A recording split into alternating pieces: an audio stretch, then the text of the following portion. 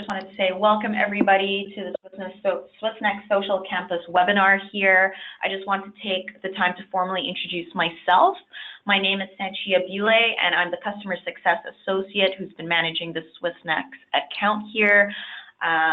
So what that means is my primary role is to ensure that Swissnex and the members of the Swissnex team have the right tools and resources to feel successful in their social initiatives and social goals.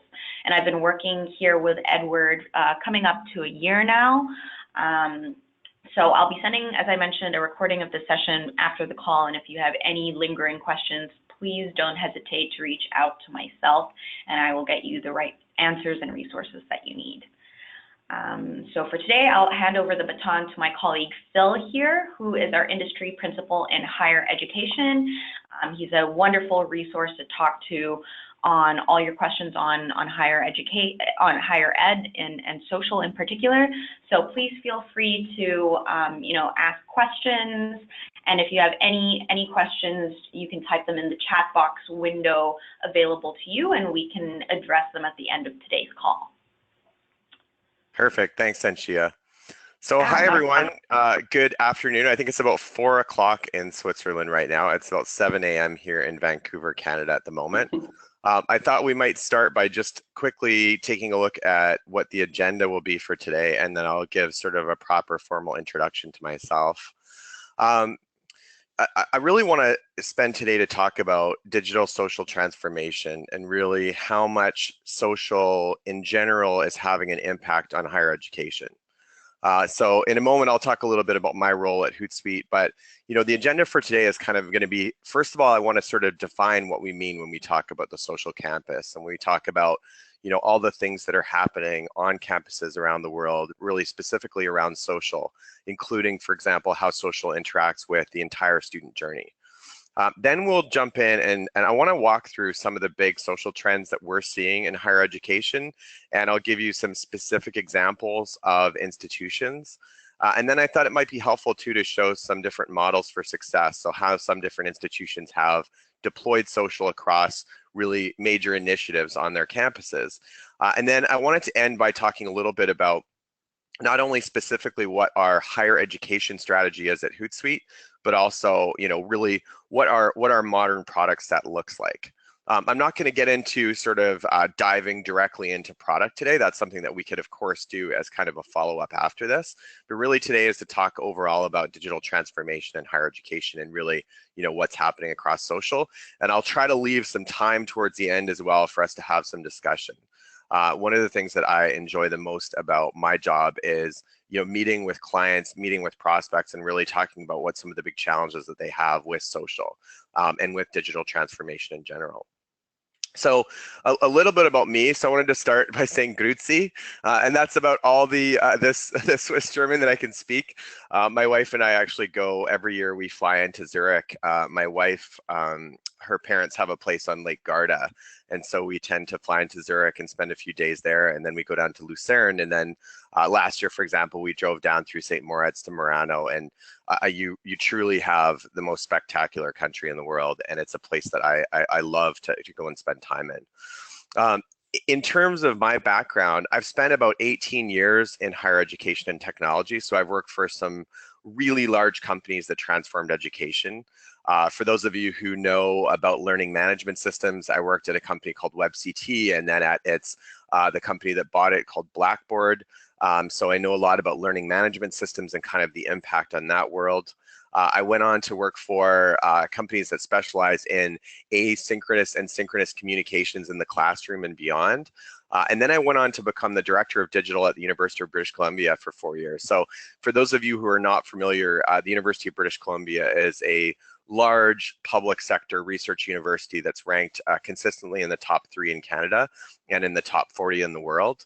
And in that role, I managed a team of about 50 people doing SEO and web and mobile development, but also managing digital assets. And I had a whole digital media studio where we did a huge amount of content, including quite a bit of award-winning content for social.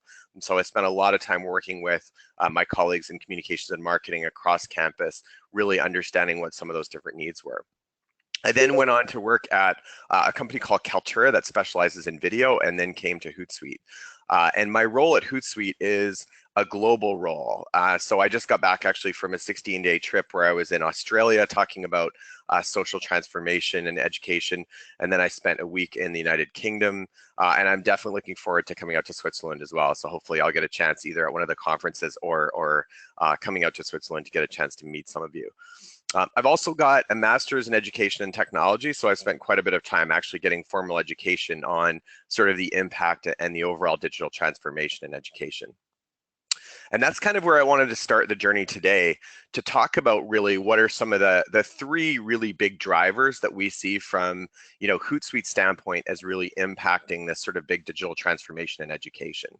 And the first one is social.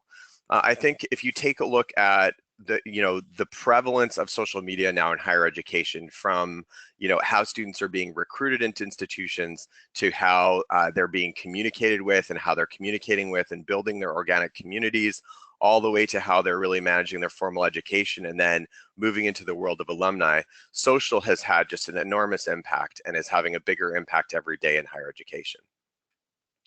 Another big sort of convergence is the mobile convergence. And so increasingly, of course, at UBC, for example, we had an average of 3.5 devices connected per student per day.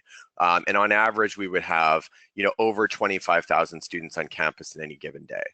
So we had, almost 100,000 devices connected at any given time. And so mobile has just completely transformed not only how students are getting education, but how they're communicating, of course, with one another, communicating with staff, communicating with faculty, and communicating with the broader community. And so mobile has just had an absolutely huge impact. And then part and parcel with mobile and social is really the expectation of having information on demand and in real time. And so these three different forces have just created really effectively, from our standpoint, it represents, a fundamental cultural shift. And it's a fundamental cultural shift that is having a really huge impact on higher education. And I think many of us who work in higher education and around higher education are still developing different capacities to understand just how fast this change is happening and how important it is to be able to create sort of flexible, adaptive change management processes within an institution, so that as you're adopting different types of technology solutions or different processes to create a better student engagement experience, or to create a better recruitment experience or a better alumni experience, that you have sort of a foundation or a basis to be able to handle the change that's going to come in the near future. And really what we're seeing is, of course, there are a couple of different huge populations that are driving this. One is, of course, digital natives. And then, of course, very soon, when we get to about 2020, we're going to have folks who are born digital, who literally don't remember an age where social didn't exist, born social. And then, of course, we have the whole other side, which is, a big population which higher education institutions are seeing an influx from for retraining and up-leveling and other things, which is that we have all generations participating. We have baby boomers, we have millennials, we have folks who are coming in with a certain amount of digital experience, but not born digital or born social. And being able to create that type of an environment that maps to the needs of all of these different individuals is a daunting task for a lot of higher education institutions. And I think it's important to remember too that really, almost every student that has internet access is on social media. I mean, I'm surprised that this number it really appears low to me. I think pretty much everybody in the world is on social media. And so it's having just a huge amount of impact across all of these different areas. And for the European Union and institutions in Europe and in Switzerland, what we're seeing is there's really a big desire to increase engagement using social, to be able to use social to increase competitiveness, to be able to use social to go out and recruit students earlier on in the recruitment cycle, and to use data insights to really sort of help to grow the understanding behind the decisions that get made about where resourcing and where initiatives get prioritized for social. At the same time, equally there are pressures to reduce costs. And as you have any sort of new initiative or new activity, you have to weigh the return on investment with the cost, and to seek sort of the most cost-effective solutions. And then, with any new technology or any new sort of evolution of communication, it does carry with it certain risks as well. So a lot of institutions want to take a look at the amount of communications that are happening, and make sure that their brand and their reputation and their personal information and their privacy is also not put at risk. So these are really some of the things that are top of mind for institutions in Europe. And at Hootsuite, we really define a lot of this digital transformation around social, around this concept of the social campus. So if we take a look back even in our own genesis a few years back, we've seen primarily initially it was sort of central communications and marketing that was adopting social, and it was primarily for sort of external marketing purposes to raise brand awareness or to sort of enhance reputation online. We then saw it grow into recruiting as more and more students were starting to use social media as a search engine as opposed to something like Google. They were starting to search their networks for information about different institutions. We started to see enrollment in recruitment folks start to come on board. And then, of course, we saw the rise of platforms like LinkedIn and Instagram, and we saw how much engagement was happening for alumni. And so a lot of institutions, alumni development and engagement teams started to become heavily involved.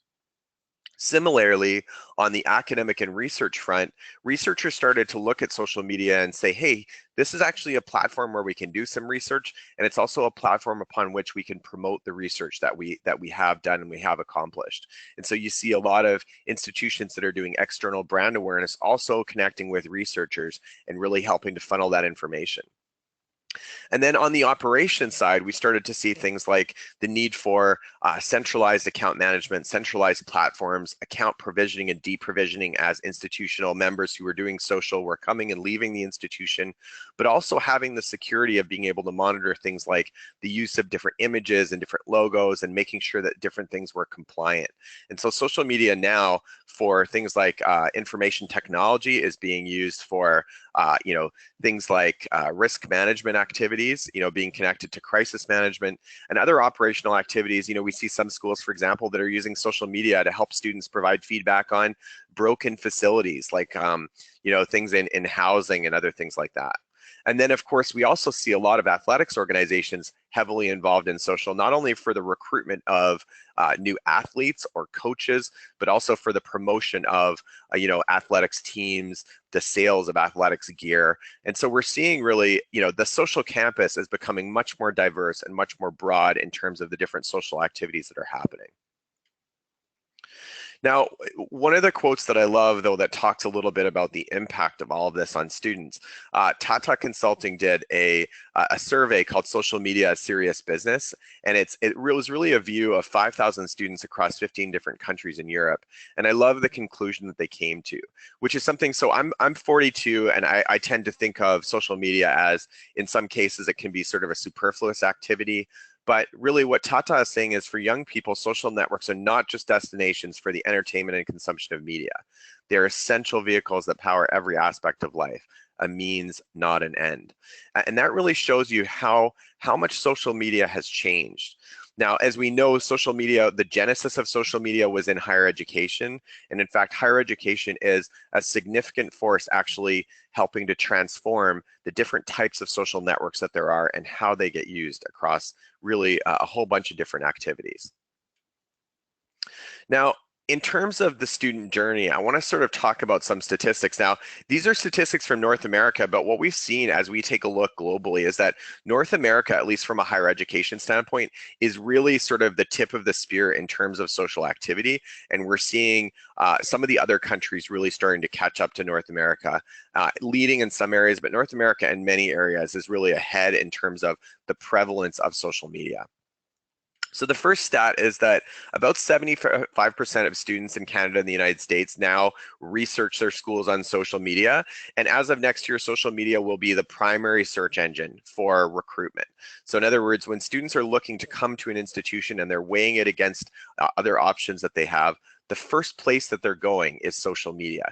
They're going to things like Instagram accounts, they're talking to their friends, they're looking at different stories. They're trying to figure out what is kind of the authentic experience of attending this institution instead of that sort of traditional mentality of talking to a recruiter, looking at brochures, going to a website. They're now trying to figure out as much as possible what will it really be like to be at an institution, and the way that they're doing that is over social.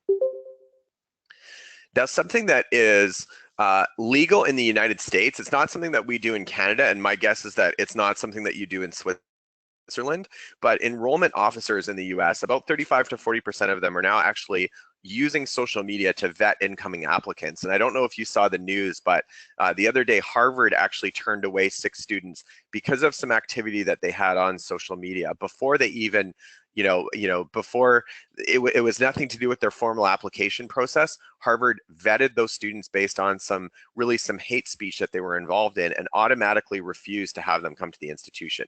And this is something that we're seeing more and more, that social is being looked at as being a public venue, and that in effect, your public profile or your public persona is actually part of your ability, your sort of persona as you're applying or becoming an applicant into higher education. So that's kind of an interesting trend that we're seeing in the United States. It's not something that we actively as enrollment officers in Canada or the UK or Australia or some of the other big bloc European nations are doing yet, but it's something that may happen in the future. Per that sort of earlier statistic, about 98% of students are engaging using social for school activities. So things like clubs, informal learning, their social life to do with school. A lot of activity is happening over social, and increasingly too, students are communicating with institutions and expecting things like services over social. And then this is a really, really interesting survey. So they surveyed 1,000 instructors, 1,000 college instructors in the US, and 75% of the faculty said that social is now being used for students for classroom work.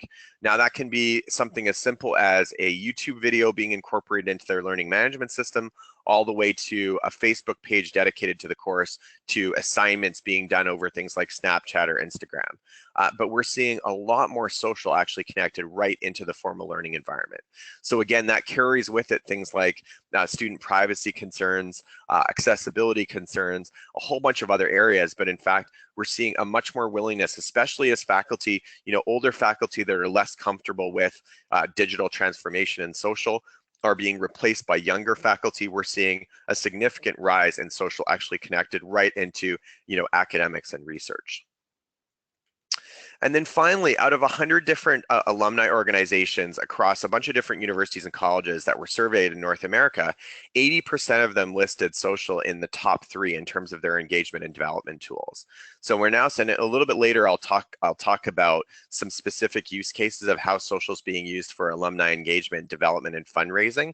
But it's just a really, really interesting that, this many alumni organizations now see social in their top 3. And so what you can see is, in terms of the social campus, there's a significant impact of social across the entire student journey, and we're seeing all of these numbers go up.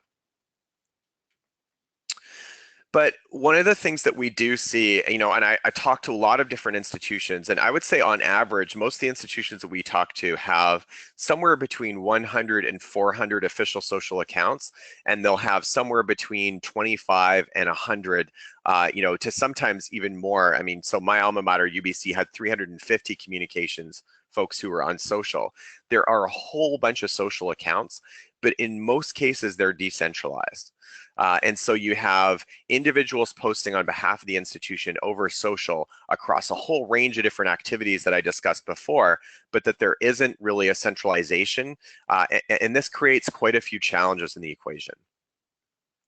The first big challenge is it's very difficult to ensure your brand reputation or your reputational security when you don't have a handle on all of the accounts that exist out there, even down to the point where you can't freeze an account or you have accounts that are, you might have one individual that started an account and they've shared a password with other individuals. And so what you have is really overall, you've got a security risk from the standpoint of your brand.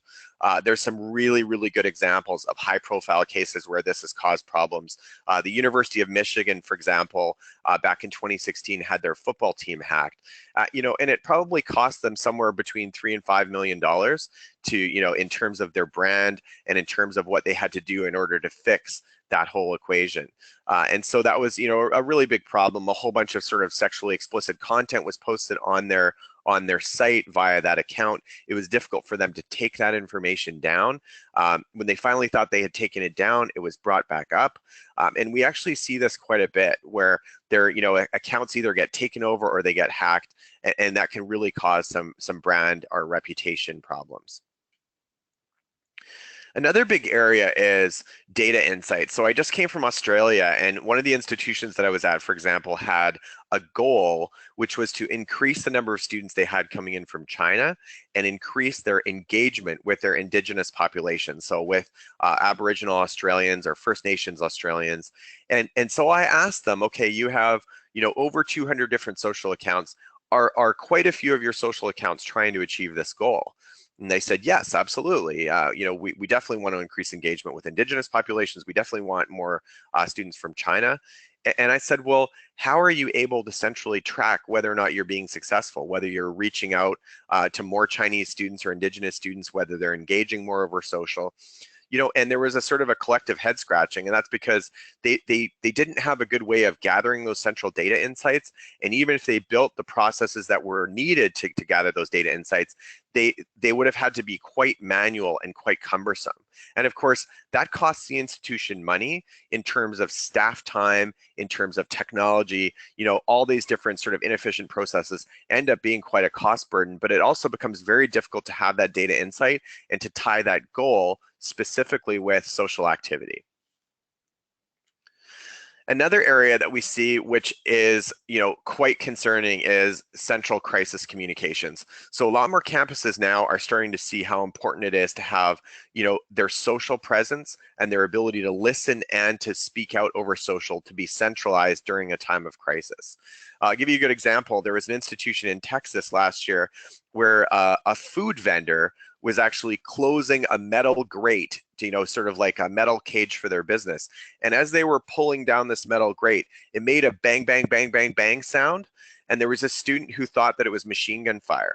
So they posted this over social, and it created an enormous wave of panic on their campus. Another student said that they had seen a gun over social, and this spread in waves until you had, I think there were 2 different SWAT teams that attended, and just a whole bunch of panic occurred. The institution didn't have a way of centrally sending out a message saying, hey, this is just a food vendor, please everybody calm down. And so as a result, the problem spun into a much bigger problem than it needed to be. And what a lot of institutions want to see during central crisis communications is the ability to lock down different accounts and to be able to really have automated messaging that they can focus out if it's a weather event or if it's a terrorism event or if it's something, if there's some type of a protest or something like that, that they have a really good solid set of communications that they can send out over social, and that they can also have dedicated listening on certain keywords or on certain channels so that they understand what's happening among the student population.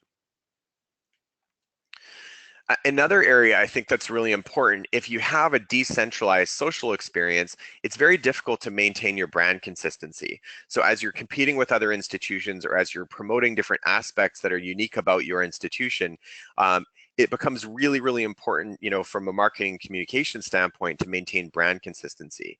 And if you're not sharing the same content, if you're not sharing the same data, if you're not operating out of the same space and operating with the same rules, it's much more difficult to present a consistent brand experience out to the general public, to your prospective students, and to your existing student body, staff, and faculty.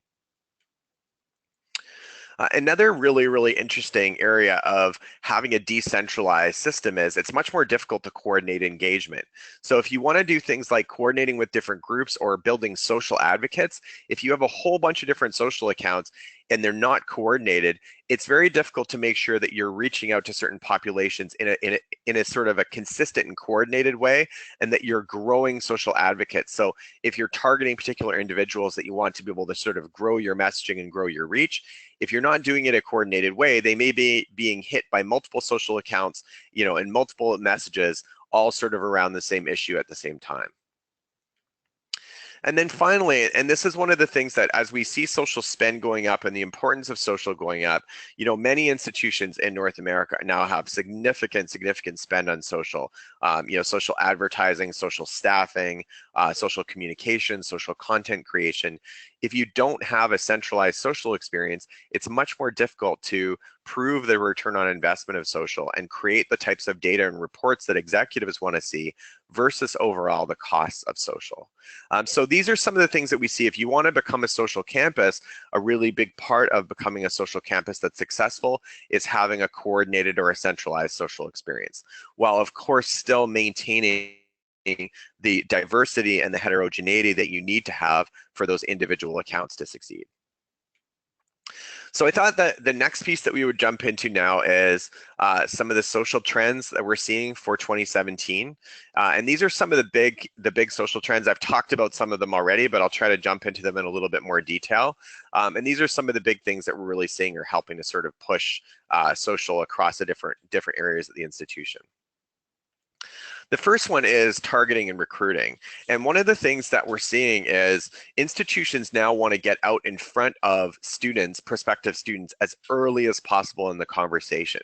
So what they're doing is they're doing specific Boolean searches and specific keyword listening to sort of jump into the social conversation or find the social conversations when students are having them around, for example, their competitors, around their own names, specific initiatives that they have going on, so that as soon as they hear these students talking about these things, they can reach out to those students with engaging content. They can tell them stories. They can provide them, sort of demographically focused Facebook and Instagram ads.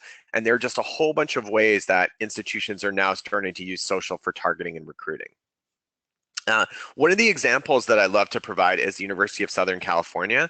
So the University of Southern California is a large private research university located in central Los Angeles, near downtown Los Angeles. And they tend to have very wealthy students. They're a very highly rated institution, but they're in kind of a rough part of Los Angeles. And so what some of their prospects were reaching out to them for is to sort of ask them about what their housing was like and what safety was like. And so the way that USC responded over social, I thought, was really, really inventive. What they did is they took, I'm not sure how many of you know about a show called MTV Cribs, but MTV, of course, is a big music video station in the United States where they play different music videos from a lot of popular music around the world. And this show Cribs really goes into some of the most popular musicians' houses and kind of tours their houses and shows all of their cars and their their mansions and things like that.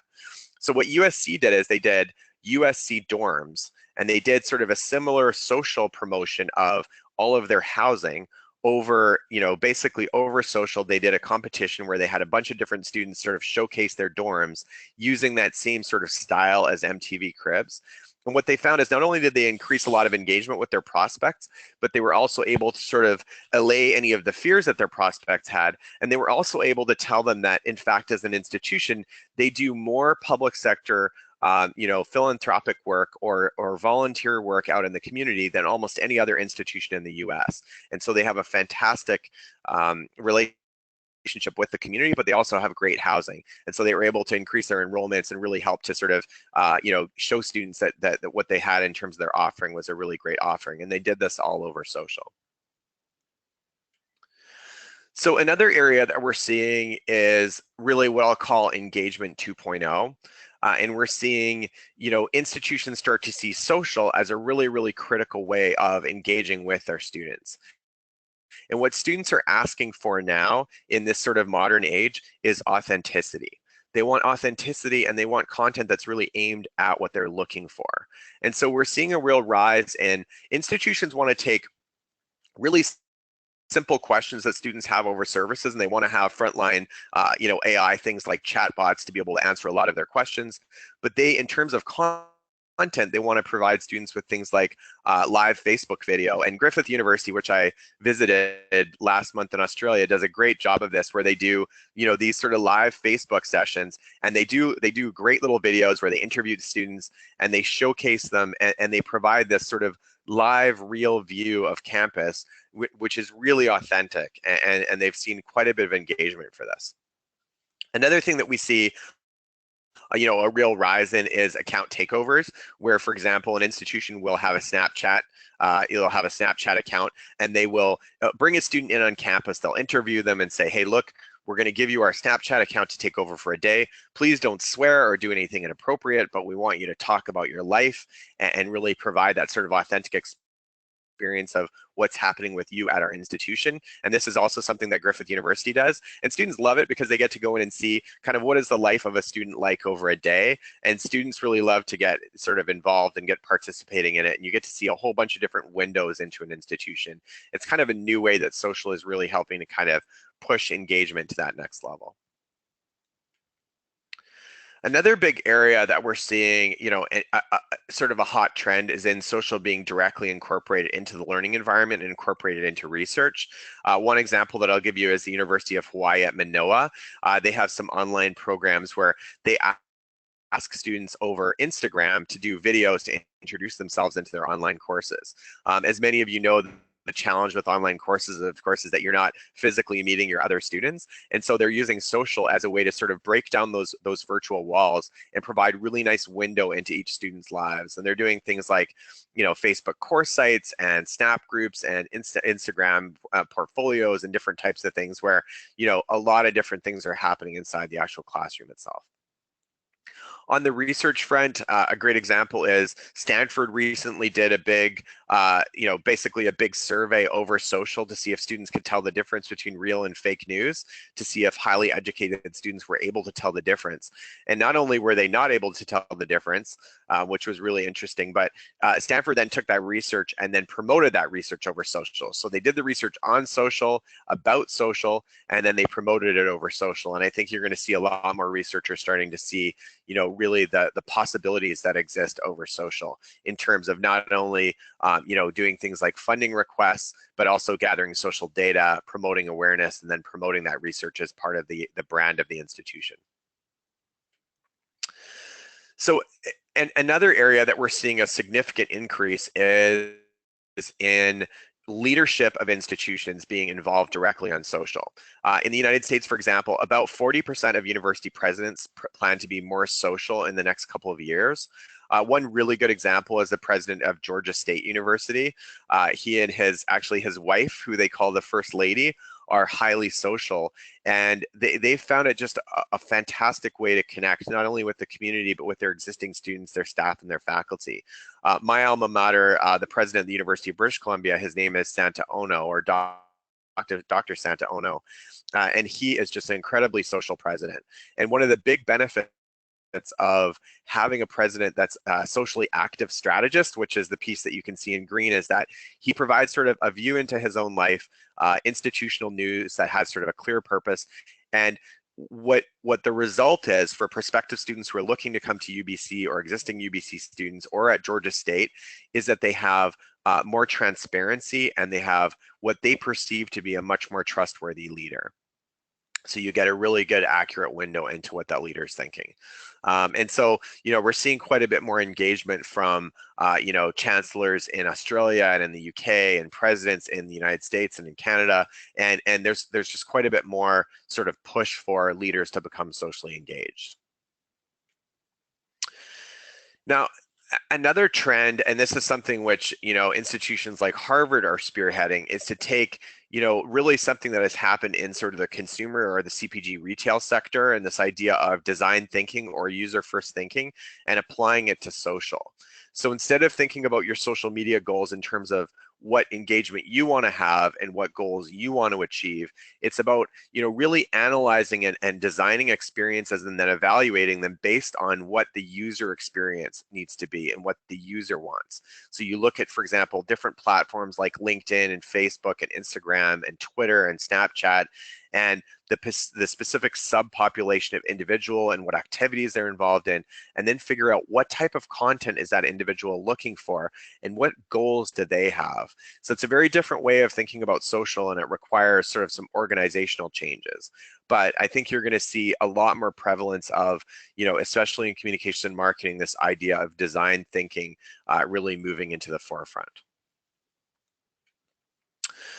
Another area I think too that we're really seeing a huge amount of traction in is brand advocacy. And so brand advocacy applied to higher education is really going out there and finding the students who have social clout, the researchers who are into digital transformation and social, the faculty members who are social, the administrators who are social, and providing them with a really simple way to sort of target information towards them and have them share or amplify that information out to larger populations of individuals. And so at Hootsuite, we've done this in some really, really great different ways. One of our customers, for example, is University of Oslo and Akershus in Norway. And one of the things that they were able to do, there's a director of social strategy there by the name of Halvard Lavoli.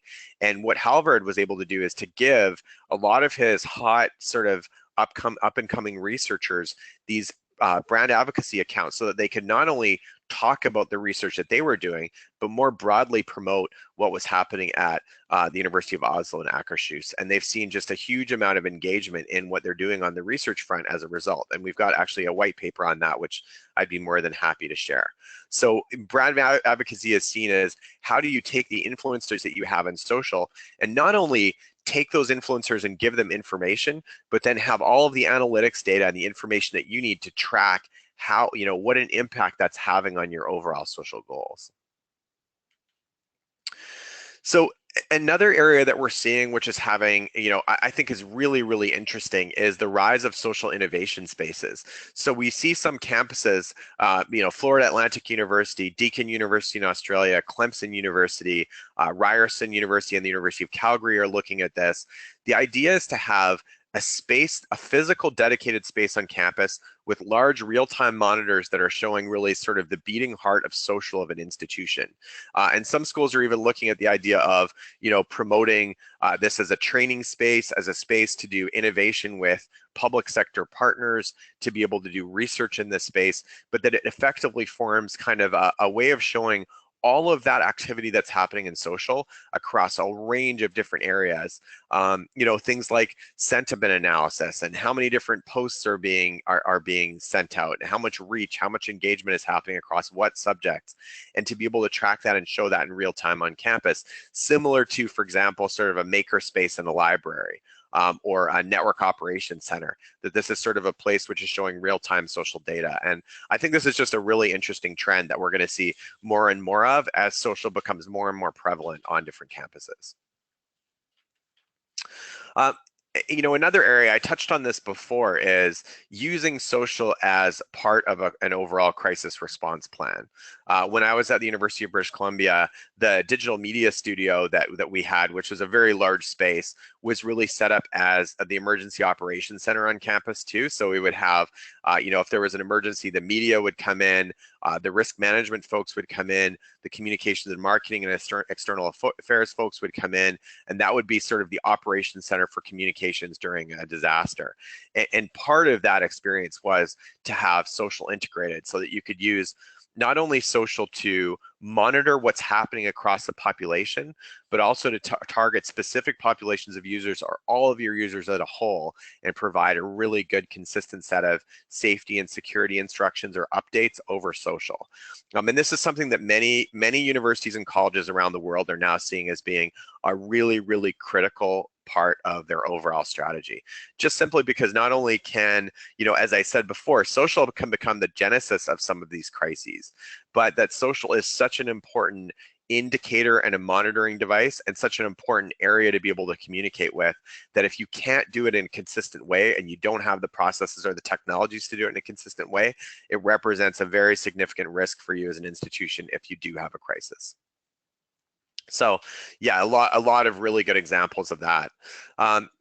so of course the idea is to provide localized context from different individuals and instant updates, and then also to be able to go in and provide consistent messaging and safety instructions. And so, yeah, this is something that we just see as a really, really important trend. And then finally, and this is kind of a meta trend, I think, that drives, almost everything, is really the rise of social data and analytics and different platforms now that can provide just an incredibly sophisticated view into, how people are engaging with content, different comparison metrics across different institutions, different types of filtering data to understand what conversations are happening and why. And these types of tools are really the brain of how you make decisions on social now.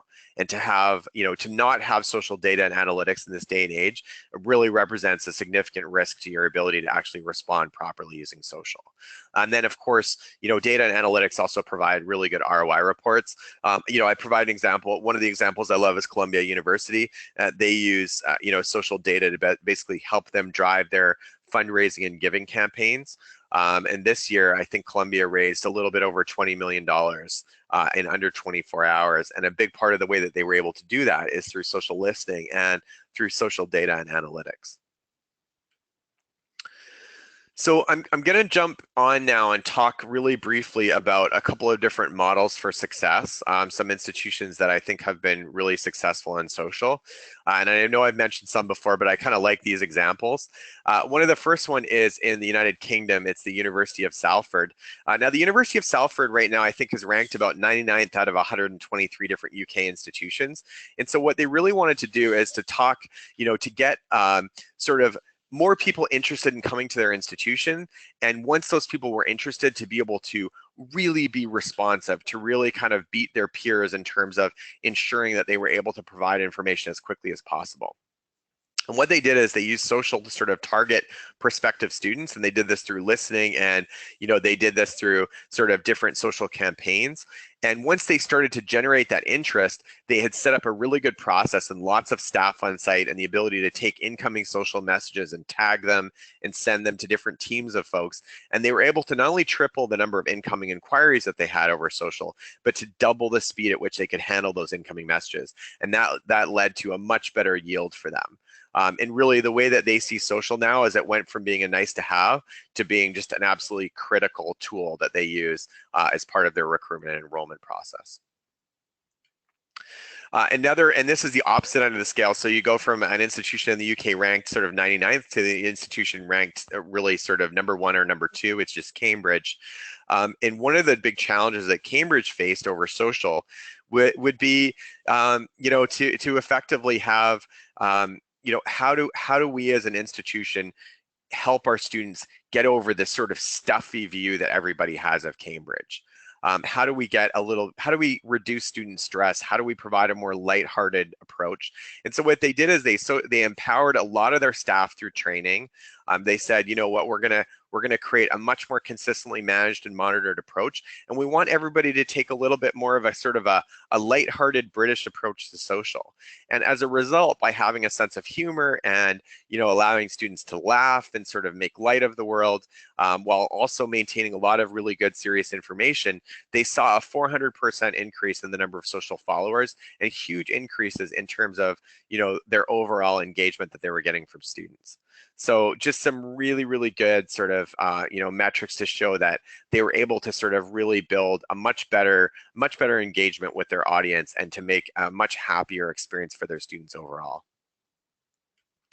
And then the last example, it's funny, I'm going to a conference in Boston this summer speaking with Martin Sikafus, who is the head of social giving at Purdue University. Purdue, for those of you who aren't familiar, is a large university in the US that has just broken the world record for the most amount of money donated in, using small donations in a 24-hour period. So this year, by doing a massive multi-layered social campaign, social listening, and different competitions between different groups on campus, they were able to sort of shatter the existing donation record. They raised $28.3 million in under 24 hours. So Yeah, I noticed the question in the chat. Would be great to receive that white paper. Yes, we'll definitely give you the white paper on brand advocacy from Juice. And the other thing that we'll provide to you, I have a case study for Purdue University too. So if you want to see alumni giving and engagement, we've got a really good white paper specifically about this subject from Purdue. So we can give you, I know like I'm hitting this at a pretty high level today, but we can connect you with these institutions as well so that you can see at a much more detailed level really how they were able to roll out some of these different things. But Purdue is just an incredibly successful program, which just shows what a strong engagement they have with their alumni and how they were able to sort of raise that much money in such a short period of time. And I love this quote from Central Queensland University that, streamlining your communications while empowering social media, it's just something that allows you to sort of connect, not just communicate with different communities. And I think this is really what it's about. It's about connecting different human beings. It's about building that human connection. It's about creating that sort of engagement. And that's something that is really a critical part of, getting away from this sort of digital distracted world that we're in and creating sort of authentic communications using that sort of virtual world. And I think that's something that we're really trying to champion on social. So there are a lot of different impacts of being a social campus for students, faculty, staff, university-wide, for your branding reputation, especially having, something that is a consistent social experience on campus. And this is really what we call sort of, a true social campus. So I'm going to sort of end things off with Hootsuite in higher education, and then I want to make sure that we have a couple of minutes for questions. But I thought we would talk a little bit about what are some of the things that we're doing specifically in higher education. I wanted to start though with some really good news that we received in the second quarter of this year. Forrester, as you know, is one of the largest organizations that assesses all the different vendors in a particular space, and they assess things like, how strong is your offering, how good is your strategy as a company, and you can see that as, we're really in the top right-hand corner in terms of the leaders in the market. So I think this is one of the things that's really important as you're assessing different solutions to understand that, as an enterprise solution, something that your entire institution can depend on, we really sit in that leadership quadrant. And my goal specifically for higher ed, and this is something that really also differentiates Hootsuite from other companies in our space, is that we actually have a higher ed strategy and we're executing that higher ed strategy. So the first thing is, this year I'm building a global education advisory board. We're going to put 20 members on the advisory board. So far we have 14 of the 20, and I would love to hear from you too if you're interested in joining that advisory board. But we have institutions like Harvard, like Purdue, I think Imperial College London is going to join. We have a bunch of schools in Australia and Canada, and we're really, for example, University of Oslo and Akershus is one of them. We're really hoping to have a really good global perspective on the impact of social, and that advisory board is going to help us, get product feedback and insights, but also it's going to be a great networking opportunity. The other thing that we're deploying right now, and if you want to contribute to it, I'll send a link in a moment, is our global survey of social in higher education. And we did this in partnership with the Chronicle for Higher Education. We've also launched some white papers. For example, we just launched an Australia Higher Ed social white paper. But this survey so far, we have about 850 responses from the director level and above. And it talks about what are some of the big trends in social, how are different institutions prioritizing their social initiatives, how much are they spending and resourcing on different things, like, for example, social advertising. So I think this is going to be a really good way for us to provide, thought feedback and overall oversight on what's happening in social and higher ed. For those of you who haven't had a chance to attend them yet too, we also do a social campus webinar series. So far we've done one on recruitment and enrollment, which we did with the USC. We did one on student engagement with UBC and Bath Spa University in the UK. We did one on brand awareness with the University of Nebraska, Lincoln, Western, and City University in London. We're going to be doing one very soon on alumni engagement with Columbia and Purdue. These are all recorded as well. So if you're interested in watching some of the ones that we've already done, some of the recordings that we've done, more than happy to share that with you. And we also do quarterly education client webinars as well to have people sort of share some of their challenges and successes, et cetera. And then finally, we also have our Hootsuite student program. For those of you who are not familiar, we have basically free training and certification on our platform for higher education students. So they can get free training, they can get a Hootsuite platform certification, and this is a great thing for them to have as they actually leave, your institution in Switzerland and they head out into the workforce, that they have training in really what is the world's top social media platform. And we also do other certification courses that are professional certification courses, which are at a significant discount for higher education students. So we're really doing our part to sort of help grow overall, the amount of knowledge base and some of the digital skill sets that students need in the market. And this is kind of a brief picture of our higher ed strategy. There's a lot more, but these are some of the major pieces.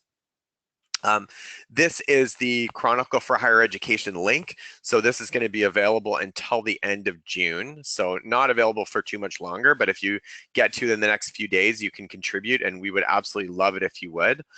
So here is the link to our, our joint global higher ed survey, Chronicle for Higher Ed. So if you want to go in, this is the link, and we would love it if you would contribute.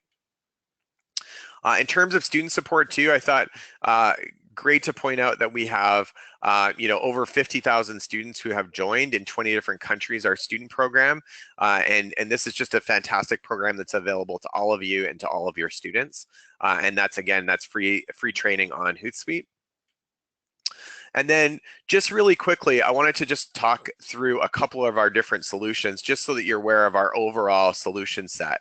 The first one, as you are familiar with, since most of you have seats in Hootsuite Enterprise, that's really our platform, our engagement tools, our publishing, insights, analytics, our partner ecosystem, our integrations, and our mobile tools. But you may not be as familiar with Hootsuite Impact, which is our sort of modern next generation strategy insights tool that provides information on, competitor benchmarking, ROI dashboards, optimization for paid and organic advertising. Amplify is our advocacy solution, and ads are basically our organic paid management, advertising analytics, lead syncing, and real-time data.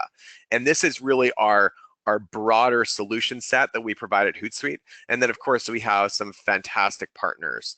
So we have 165 global partners that we connect with as well. So we've just got a really, really big, really, really strong solution set for higher education. And we'd be happy, of course, at any point to provide you with, demos or much more detailed information about any of these individual products. And then, I just want to end on saying that we have, as a company, we've got a huge user base and a lot of customers, a large higher education footprint with a lot of really fantastic universities around the world. And, we're looking forward to sort of growing our presence on your campuses. And I would be more than happy to help sort of facilitate more information for you and set you up with further discussions. So I think we've got about 8 minutes left. I wanted to provide a little bit of time for questions if there are questions. And again, as I said, I'm always available for follow-up, as is Sanchia too. So I will stop and take a breath. Thank you so Thank much, you. Phil.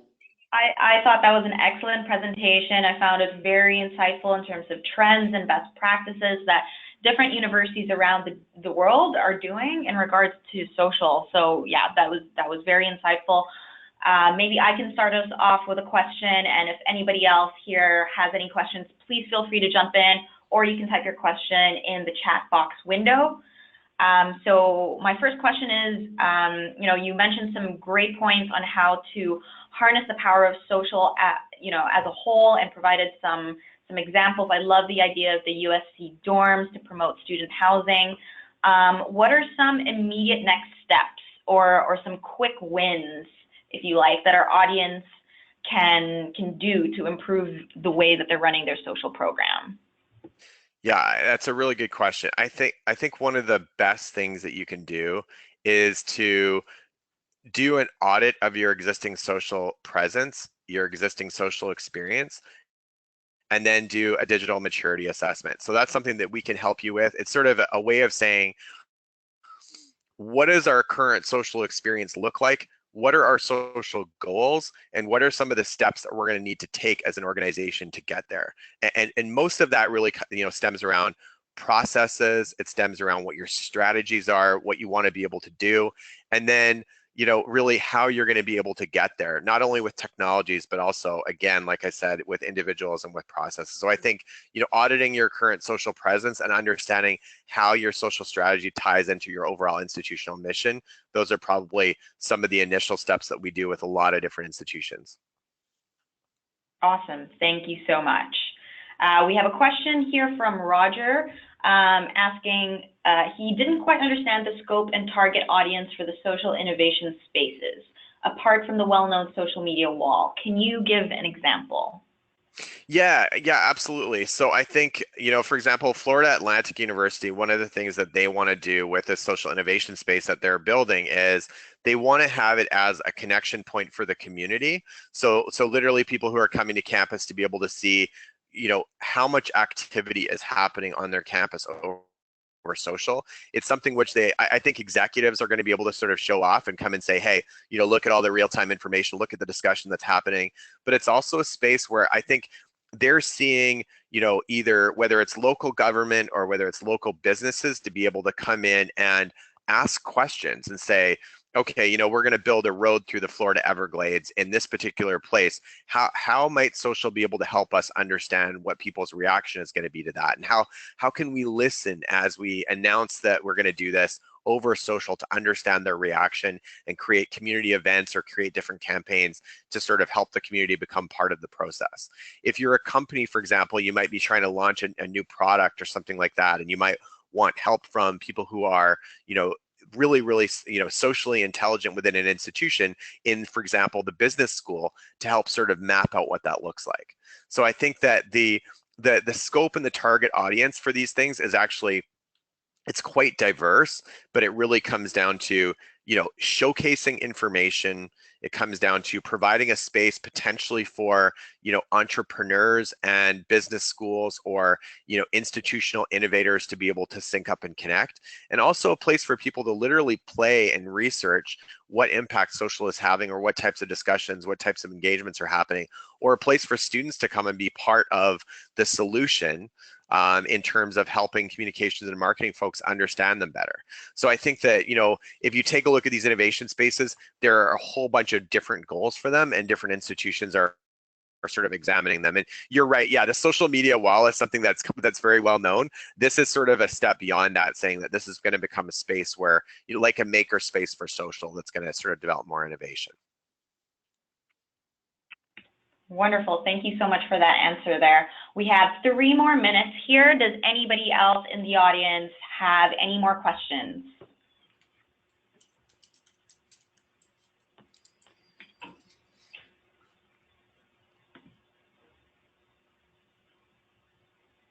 Maybe if we can go over, since you were talking about monitoring digital marketing activities, and it's the end of the academic year, what would be a few elements that universities would want to focus on, or what kind of perspective would they want to clarify to better start off the coming academic year?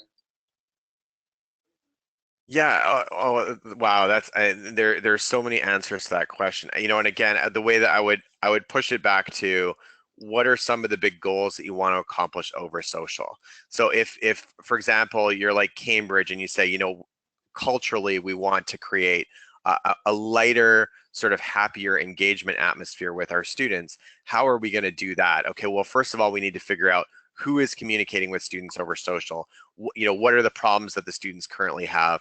I think a lot of it is sort of analysis of a particular issue, figuring out, what are some of the different ways that you're interacting today and what the gap is between what you want to do and where you want to go. So I think the very first thing to do would be to figure out, okay, instead of trying to boil the ocean and solve every problem, what are a couple of different problems that you want to solve using social? And then really getting the right people on campus together to sort of, do something pretty quick and light and something that you can sort of iterate on quite quickly to be able to sort of drive information. I saw a great article by the guy who's the head of social for Harvard Business School, and they were really struggling with how to grow their reach. And what they did is they actually went in and created some spreadsheets, and they created some processes, and they iterated and iterated, and then they were able to grow their reach within 6 months by about 275%. And I think that just comes from sort of hard work, manual labor, but also setting achievable goals in terms of specific things that you want to do. Great. So I think that's time for us. Thank you everyone for joining. Yeah, thank you so much, everybody. I will be